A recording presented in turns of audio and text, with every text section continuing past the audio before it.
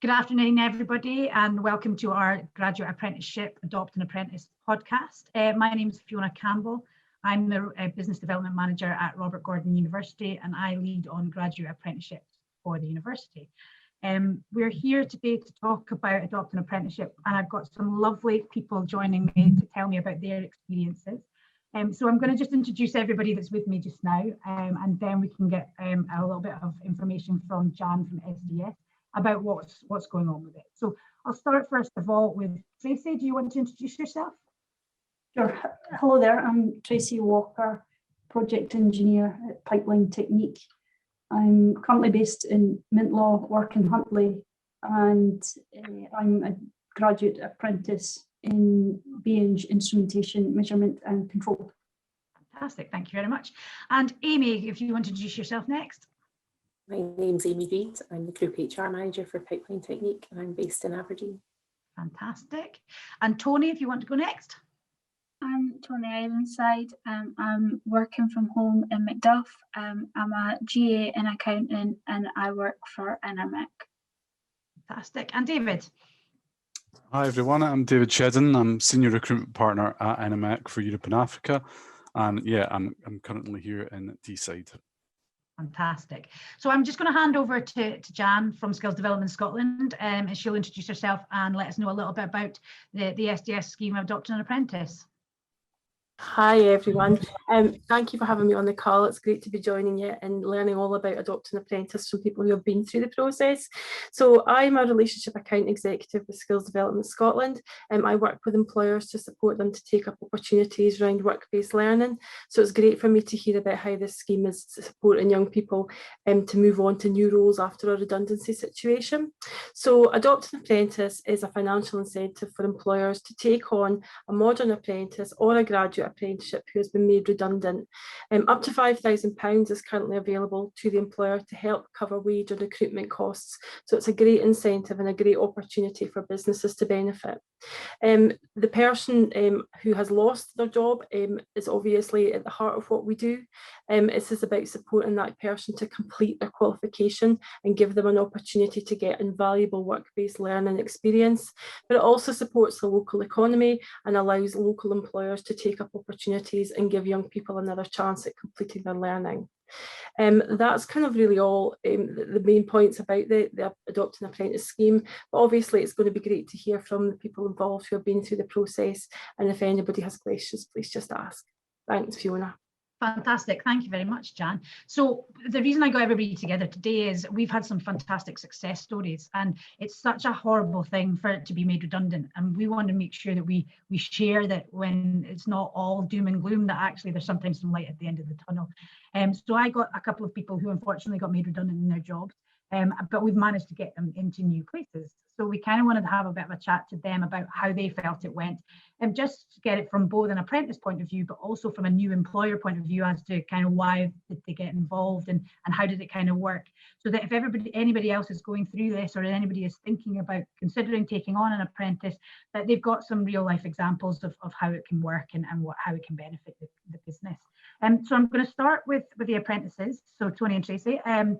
I just want to quickly ask, when you found out you were being made redundant, what did you do and who did you reach out to? So Tracy, do you want to take that first? Yeah, so I was probably in the first tranche of redundancies from the industry, so that picture looked a bit overwhelming. But the most disappointing aspect for me was the thought of not being able to continue the GA programme. So it seemed natural that RGU would be the first point of contact for me. So I reached the university to inform them I was formally at risk and then later redundant. So that was the course leader and yourself, Fiona. Yeah, fantastic. And Toni, what about yourself? Who did you speak to first? Yeah, so I was the same. I spoke to my course leader, Lindsay, really like an hour or so after I was made redundant, just because I wanted to get the ball rolling and see what I could do. I wanted to see if I could continue with the course, and I could. She said that if I could get another employer, I would be able to continue. So she put me in contact with a couple of people, and I worked on my CV, and that's what I did. Fantastic. And yeah, the first point of contact is quite often the university to come and say, what can we do? And the key thing for us is we have up to 12 weeks for you to find another position. So we can carry on with your studies for up to 12 weeks without an employer before we then need to maybe take more action. So our aim is to try and get you back into a new employment within that 12 weeks to make sure that we can continue with the course that you're on and not have to do any other kind of action. So what we kind of did was we went and spoke to some employers. So I'll move on to the employers and say, Amy first, how did you find out about adopting an apprentice? We were actually looking to recruit some placement students and had been in touch with RGU about placement students, and my contact at the university had suggested that we consider a graduate apprentice for the role that we were looking for. And then I think I had a conversation with you, Fiona, and you sent across some CVs, and it seemed to happen very, very quickly. Yeah, absolutely. We only have 12 weeks to play with. So we kind of were like, yep, if we can get some interviews set up, we'll do it, definitely. And David, was yours a similar kind of thing? Yeah, so it was a similar kind of thing. So I mean, there's a strong relationship, and our group HR director, Shirley Smith, has built that up over the years. And we recruit a number of apprentices. So it came out of a conversation, exactly the same, similar situation to Amy, in terms of we needed to take some placement students on. So yeah, it was from our point of view, great timing. Yeah, definitely. And from RGU point of view, we were going, how can we help them? Because we don't have, unfortunately, we don't have a long list. Contrary to popular belief, we don't have a big long list of employers that are just sitting waiting for the perfect graduate to walk through their door or apprentice to walk through their door. So we sort of went and looked, and yeah, I got in touch with Employability Hub, which is where we do our sort of student placements and things like that. And Rachel said, actually, we've just been speaking to this company, let me see if they'd be interested. And from Enermech's point of view, it was a case of, yeah, we want to recruit somebody into the graduate apprenticeship, but actually, do you know what? Adopting an apprentice makes just as much sense as well. Yeah, definitely. So I'm going to do a follow-on question to the employers there. Just, were apprenticeships part of your recruitment plan? I know we've kind of touched on that a little bit, David, but what was it? An apprentice themselves, or was it a graduate, or what kind of things were you looking for when you were recruiting? So I mean, from the Enermech side, we have an annual apprentice plan. I guess COVID has disrupted a lot of things for people, and the business has had different priorities. But I think for us, one of the things around apprentices, the key things is really in terms of trying to improve diversity and inclusion and using that as a driver for it, rather than taking people from different companies. That's really what we want to do. So yeah, it was great, but also kind of refocused us on apprentices when we sort of come off it a little bit. Okay, fantastic. And Amy, what about yourself? Obviously, you said you came to us about placements, but is apprenticeship something in your sort of pipeline thing? So we didn't have any apprentices at the time. It's something that we wanted to look at, but we hadn't planned on taking on that year. However, the opportunity arose, and we decided, why not? If we have the capacity and we can work with the university and adopt an apprentice, it seemed like a good way forward. And it's certainly something that we're looking at for going forward for this year and next few years. Fantastic. I'll go back to the Tracy and Toni now. Start with you, Toni. What did you do in the interim between being made redundant and starting your new position? What kinds of things did you get up to? So I was just coming up to an exam, so I had my exams, but I worked on my CV. So Lindsay put me in contact with Skills Development Scotland, and there was a lady there that helped me work on my CV, and I sent her a couple of emails with it, and we worked on that, and I made it a lot better than what it was, because the one I already had wasn't that great. So I did that, and I think that was mainly the main part that I worked on. And why did you think it was important to work on your CV? Because that's really what you're given to employers. That's what they see. It's the first thing that they see about you. So I think it's the first impression that they're going to have of you. Fantastic. Thank you very much. Tracy, what about yourself? Yeah, updating the CV was important, so it could be sent quickly. And I think rather than a line under ongoing qualification, I moved the apprentice piece to front and centre, and that was so that anyone reviewing it would see that apprenticeship was important to me, and that aspect wouldn't be a potential deal breaker at any later point. Also attended a PACE virtual event on career management skills, which was a well-delivered session via Skills Development Scotland. Connected with some career coaches on LinkedIn who were offering free general Q&As. A lot of people had changed employment statuses. Also, the university work was continuing, and it was important to get through the final unit in year one with best efforts under the circumstances. Definitely. And why do you think it was important to do a lot of that? Very similar to Toni. Why do you think it was important that you were doing that while you were sort of in between? Well, I think that it's about being proactive, and I started some of the acting before the potential was reality, so it would hopefully put me in a better position. But staying positive, about the process. So yeah, and actually, I was surprised at the support that is out there, through the platforms like LinkedIn and the SDS. That leads on very nicely, thank you very much, to my next question, which is, did you know about all of the support that was available from the likes of SDS and others? How did you know about that, or was it you just said it was a surprise, but what surprised you most about it? Admittedly, I didn't prior, so I knew that there was that 3-month period, that there may have been an option to defer things a year, but after I was made redundant, the SDS was actually in touch with me very, very quickly, and the local careers advisor checked in a number of times with direction on the services that they were involved with, how I was doing, how the job search was going on, which was much appreciated, and that sort of opened my eyes to a few of the things that is helped there through the SDS. Yeah, fantastic. And Toni, what about yourself? Did you know about all of this help that you could get, or how did you find out about it? Yeah, no, I didn't know about any of it either. Lindsay told me about the help that I could get, and it was really useful to me. And also, once the lady had helped me with my CV, I think it was like 2 or 3 months later, she phoned me back to see if I'd had any luck with getting a job. So they were really helpful, which I did really appreciate.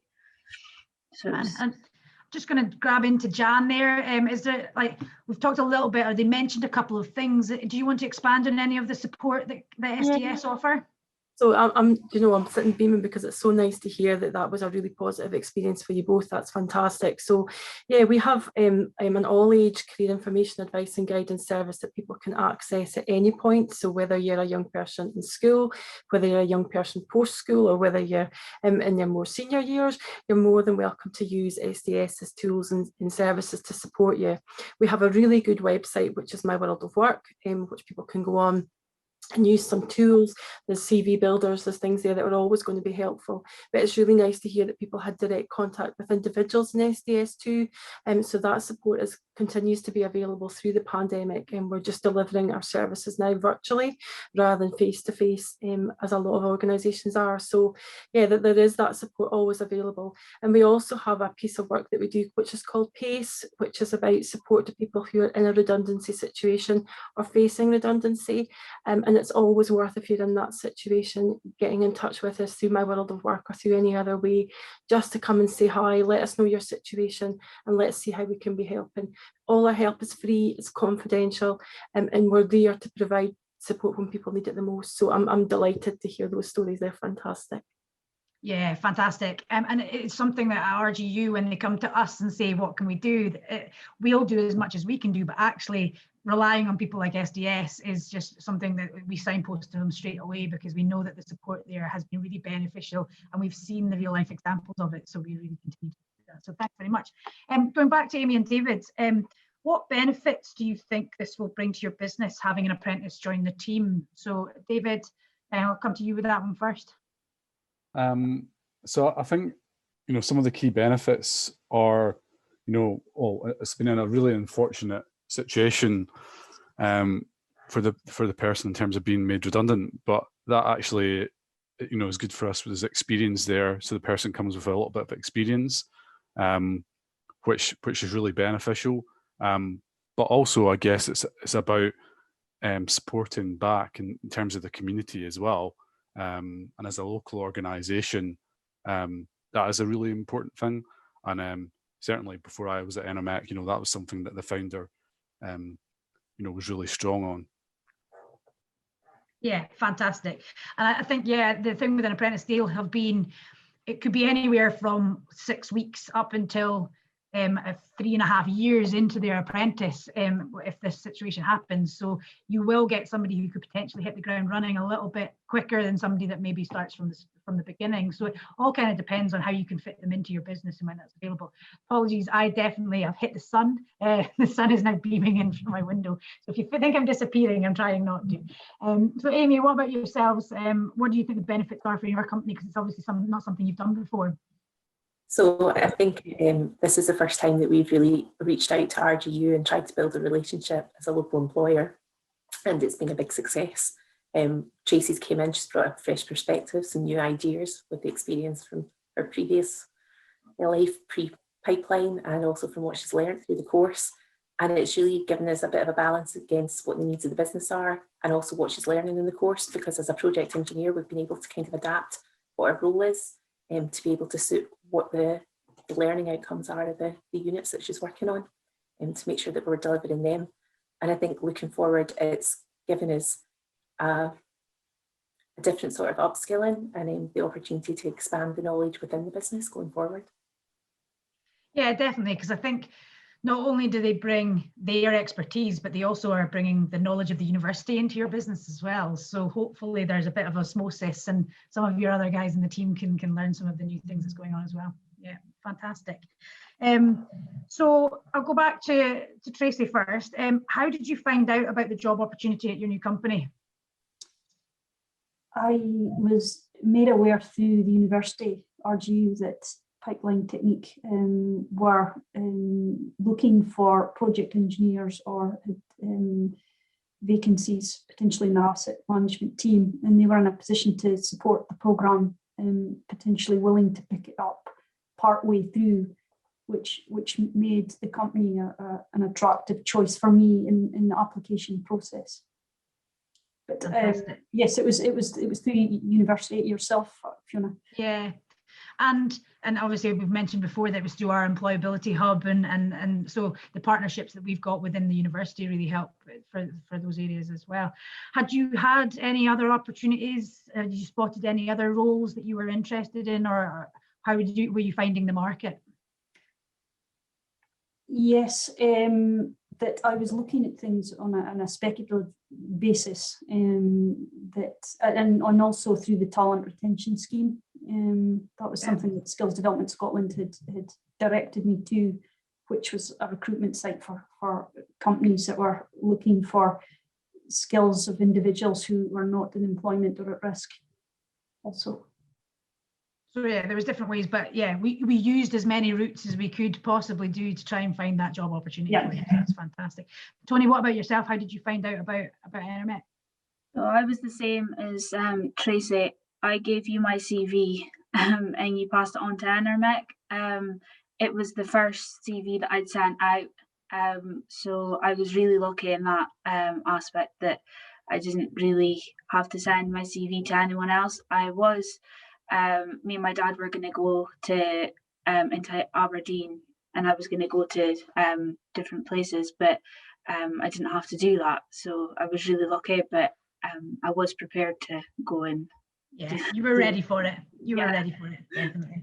Fantastic, good. And I'll quickly just stick with you guys just now. Toni, how are you settling into your new job?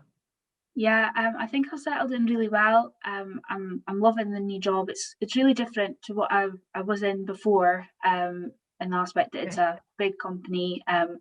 But being in the department that I'm in just now, I'm learning different areas of the business, and I just really love it. Excellent. So we found you a good one. Yeah. And she's not just saying that because David's here, I promise you. Okay, and Tracy, what about yourself? How are you settling in?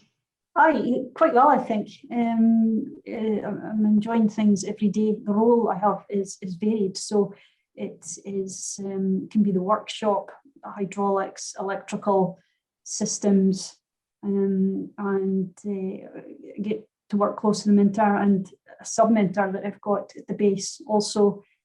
So I'm getting some understanding on the welding systems, and that can all be brought into the degree learning plan as well. So I'm really grateful of the chance with pipeline technique, and definitely the heads feeling less occluded. So I'm getting on far better this year. Fantastic. I will not ask David and Amy what they think, just in case. No, I'm only joking. I'm sure they're really happy with everything. But I will ask them, is this something you would consider doing again? Either adopting an apprentice or taking a graduate apprenticeship from the start. So I'll give you that one to Amy, because I know that David already does graduate apprenticeships, but you've said that it's not something you've done before. Is it something you would consider going forward? Yeah, I think we would consider both options moving forward, either taking someone from the start or doing another adopting apprentice and taking somebody else and giving them that opportunity. I think it's brought benefits to us as an employer, and I think it's been really good to go through the experience in the current climate as well. And it's brought a bit of positivity, I think, as well, with Tracy's story to the other employees and things as well, that other people can go through a difficult time and they can come on from it and develop. Definitely, and I think that's one of the main reasons I wanted to do this today, is because I think there is quite a lot of doom and gloom at the moment, and I know there's another announcement every week kind of thing about what's happening next, but it's a case of it's really nice to have some positive messages to share. What about yourself, David? I know that obviously you've had been taking apprentices for basically since the year that we started doing it, but how do you feel about the things going forward? I mean, I think certainly the Adopt Apprentice scheme, it's a bit of a no-brainer for the business, and to encourage people to continue their learning is great. And that's something Toni has spoken about this morning, in terms of being able to learn new things and come in. So from an employer point of view, being incentivized to do it is great, and other schemes, and I think it kind of plays into the whole kind of message about youth unemployment at the moment. And I think we've had some results from ONS released today, so it's a kind of real issue, and it helps to kind of tackle that, and we're pleased to play a very small part in that. Fantastic. Yeah, and I think that's a key thing, is if a young person is considering doing it, but they're worried what happens, what if something goes wrong. This is a perfect example of, unfortunately, something did go wrong, but look at us at the other side of it, and actually we're doing really well because off the back of it, kind of thing. Lastly, my last question to Tracy and Toni, what advice would you give to any apprentice who finds themselves at risk of redundancy? So Toni, do you want to take that one first? I think I would just say to use all the help that you can get, because everyone is really helpful and they're willing to give you any help. Also, that looking like when you're being made redundant, it is really hard, but it can sometimes be a blessing in disguise. So fantastic, thank you very much. And Tracy? Yeah, I think my advice, I touched on earlier, is if at risk, then I would say to start acting before being made redundant, and that could put you in a better position. That everybody's situation is different, so try and view it as an opportunity to recalibrate, come forward quickly to the university, use networks, listen and embrace opportunities. Fantastic. Yeah, and I think we've got two examples here of where RGU were very helpful in finding the next position, but we also have two other examples of where we've got one person who found their own job. They just went, applied for jobs, got interviews, applied, and then went, oh, by the way, you can get a bit of an incentive if you adopt, because you're adopting somebody. So it was actually not anything to do with adopting an apprentice that they got their new job, but actually it was just seen as a really nice way to say, oh, by the way, and thanks very much, here's some money for it. So actually it was really, really helpful. But we also had another person who, so we've had 4 that I'm aware of, that I've been involved in, and the 4th one, we just stuck it all out on our LinkedIn So I know that Tracy mentioned earlier LinkedIn and connections and things like that. We stuck it out on our LinkedIn, and somebody's responded and said, we're actually kind of looking for somebody a bit like that at the moment. We'd be interested in having a chat with them, and luckily it came from there. So it is, I totally agree, using all your networks, getting your name out there, but doing it quickly. We've only got 12 weeks to try and see what we can do with you. So actually doing it really quickly is really helpful. I keep noticing I'm completely disappearing. And so my last question is for the employers. Amy, I'll start with you. What would you say to any companies that are thinking about either doing a graduate apprenticeship or adopting an apprentice? What advice would you give to them? Or I would say to go ahead and do it. It's been really beneficial to us. We've got a really good basis with the university now, I think, for moving forward as well. Tracy's benefited from the learning experience from RGU and from our previous experience, and in coming on board with us, that's really shown. So we've got a really high caliber employee, and we're able to support and develop her moving forward, which is really important as well. Great, fantastic, thank you. And David?